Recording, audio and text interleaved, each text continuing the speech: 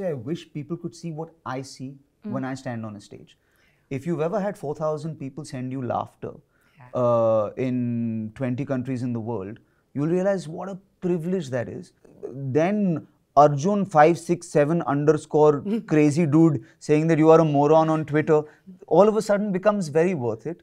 My sense of self-respect is pretty secure. I will not feel disrespected by something disrespectful. I don't think people gave me that much importance until 3 to 4 years ago.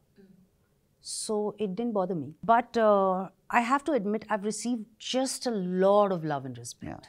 Really, I mean, very, very rarely do I get a negative comment. If you're feeling uncomfortable about something you can't deal with, you seek professional help. I've done that. And it's really helped me. I have two therapists. So one therapist I pay, and the other therapist Pays you. me. Hi, welcome to The Quint, and thank you so much for talking to me. Firstly, big congratulations to both of you on your Emmy nominations. Thank you. When you guys started off, and as you sit here today, did you ever think you guys would be Emmy nominees? No, not me. Was it ever on your list that Of course it was. Huh. But I think for the last 3-4 years it was. Before that, I didn't even imagine in my wildest dreams that I deserved to be up there or anything such. Right. What about you, V? Every day in the shower. No. No.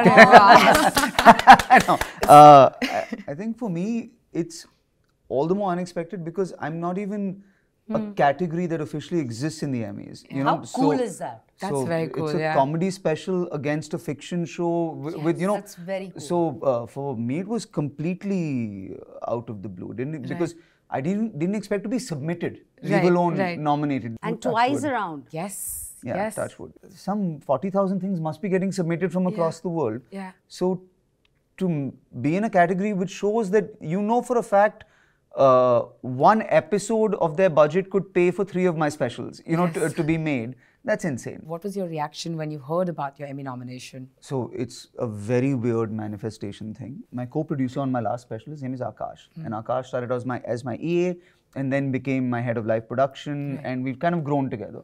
And he was nominated as a co-producer for the last Emmy. So we both went salad खा के आगे लेकिन अच्छा था, chocolate खरीदा CVS में, etc. Right? I was walking in the house, just exercising, and on Akash's desk I saw his Emmy medal and his certificate from the last time. Ma'am medal मिलेगा, कुछ salad और medal तो लेके आएंगे, ठीक है? And I was like, अरे ये बड़ा अच्छा है यार, आपने frame कराया? नहीं से कहाँ सर motivation के लिए? So I'm like, मेरा भी कराया यार. So he's like, आप लेके आइए. So I went to the cupboard. And I got my Emmy medal, and I walked back, I put it on Akash's desk. I walked out of the room and I was tagged in a nomination. Oh my God. The medal was in my hand. I'm getting goosebumps. From two years ago. Oh my God. So you know how idiot men think, like, you know, if I put the remote down, India will lose the cricket match. So I think I've done something like that. You're going to win. There you go. Yeah, it's a sign. From my perspective, I'm a comedian. I get to speak my mind, act, direct, and I still have an audience. Like, that's the win. You know what I mean? This is Makhan. You know, talking about speaking your mind, you are one of the few people who still goes out there, gives your opinion.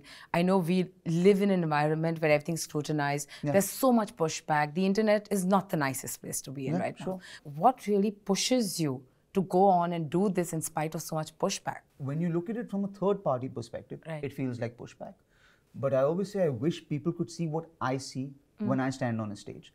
If you've ever had 4,000 people send you laughter in 20 countries in the world, you'll realize what a privilege that is and how any amount of pushback is worth that. You know, when you see in people's faces that, oh, we bought these tickets 4 months in advance and we got a babysitter and then we Ubered and we both dressed up and we came out and we haven't been in a room with this many Indians in 3 years' time and you are taking us home, then Arjun 567 underscore crazy dude saying that you are a moron on Twitter, all of a sudden becomes very worth it.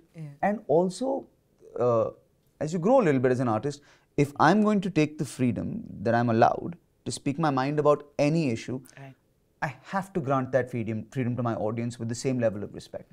So I have to be informed by their feedback a little bit. But doesn't it kind of irk you if that feedback isn't respectful?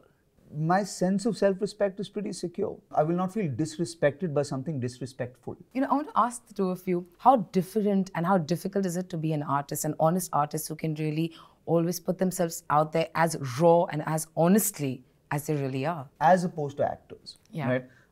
Because acting is a very collaborative art Yes. form. It really is. And so, for an actor to put themselves out there, I always find is a tougher thing. There are 17 middlemen between an actor and their audience. Yeah. You know, my audience shows up on a Friday and there's nobody between me and my audience. India's a very big joint family, you know, and you're all having dinner together at the same time. अब किसी को भिंडी पसंद नहीं आया, किसी को चना अच्छा लगा, etc., etc. So if you try and second guess what people will like or not like, you'll go absolutely insane. Right. So do you write with a moral compass that is secure? And is your moral compass showcased well on stage? If those two things you can just manage, na, ki, okay, I wrote this because I love my country, or I wrote this because I want to bring you joy tonight. If those two things can just come through, largely you'll be okay. I don't think people gave me that much importance until 3 to 4 years ago. So it didn't bother me. But I have to admit, I've received just a lot of love and respect. You have, yes. Really, I mean, very, very rarely do I get a negative comment. I completely respect that people have their point of view and it's their prerogative to like, not like, etc. But you don't need to be mean about it. Yeah. But I'm really not complaining because I just get a lot of love and respect. Yeah, that you do. And I somehow, I feel they believe in me much more than I believe in myself. Yeah. So which is really amazing. Yeah, I will really second that because every time I put an interview out with you, the kind of love I get, you know, through you is amazing. I'm about to light up your comment section, don't worry. Thank you. You're going to get all sorts of comments on this. Recently in an international publication, there is a lot of chatter about creative liberties that stand-up comics take, right? Yeah. As an artist yourself and as a stand-up comic, how do you kind of make sure that you're striking the right balance when it comes to taking creative liberties and staying true to reality? You have to let the audience be your teacher. All a comedian needs is the audacity of imperfection. You know, is to say, please allow me to be imperfect for 4 months as I develop these jokes. Allow me to learn from you. You slap me around as an audience. And by that time, it should be a perfectish show that works across the world. I can't care about what the line is. You tell me where the line is. And I'll walk up to it. It's my job to walk up to it. But you will change the line every 5 minutes. That's the thing about audiences, right? You decide where the line goes. And I'll go back and I'll rewrite. Because a great artist rewrites. They don't write. And then, yes, when I'm playing Carnegie Hall and all, it better be damn good. But if I'm playing the Habitat Center Club or something like that, like, you know, a Netflix special. Yeah. By the time I put it on Netflix, it's 180 shows old.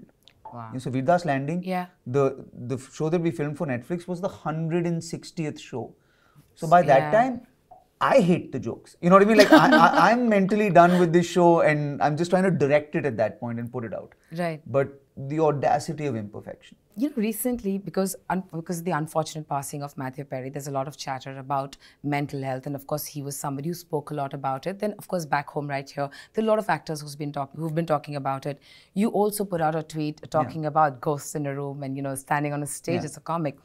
As actors, I'm sure there have been days where you kind of feel depleted mentally, right? But because you're performers and there is a shoot or there's a show, you can't call in sick.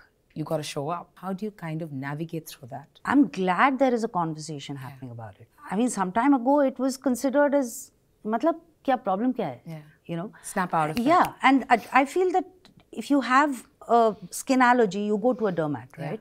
So if you're feeling uncomfortable about something you can't deal with, you seek professional help. Right. I've done that. Yeah. And it's really helped me. I sometimes wish I knew the skill of acting. I don't know how to act, but it comes out of instinct and gut. Okay. I become the person, I feel like the person. So I really worry the day I'm not feeling, I don't have a backup. I don't have a skill to go back to and say, okay, this is a skill, I can use it. I can't do it if I'm not feeling it. So the day I don't feel it, I really don't know how I'm going to manage that. I'm very fortunate in that. I have 2 therapists. So one therapist I pay. And the other therapist pays you. me. Right? So there's 2 kinds of not feeling it, right? Physical not feeling it. Yeah. And in that moment, putting your audience on a pedestal really helps. So if you can remind yourself, okay, these people got Ubers, they got babysitters, these tickets are very expensive. There are college kids who have saved to get better tickets than they did last year, etc., etc. that will give you adrenaline for sure. But if I'm having a shit day, I will go up and tell my audience I'm having a shit day. I'll make sure I'm funny about it. Every time my wife has a fight, and sort of the fight is this thing, my wife will walk out of the room, realize, walk back in, and she's like, if you talk about this at the show tonight, I will kill you. And I talk about it every night to my audience. So that's also par for the course of anybody who wants to marry a comedian. Firstly, don't. And secondly, there's no personal business ever. It's just public. And good luck for the Emmys, guys. Thank you so much for entertaining us. And good luck for everything you're setting out to do. Thank you. Thank Thanks, you. guys.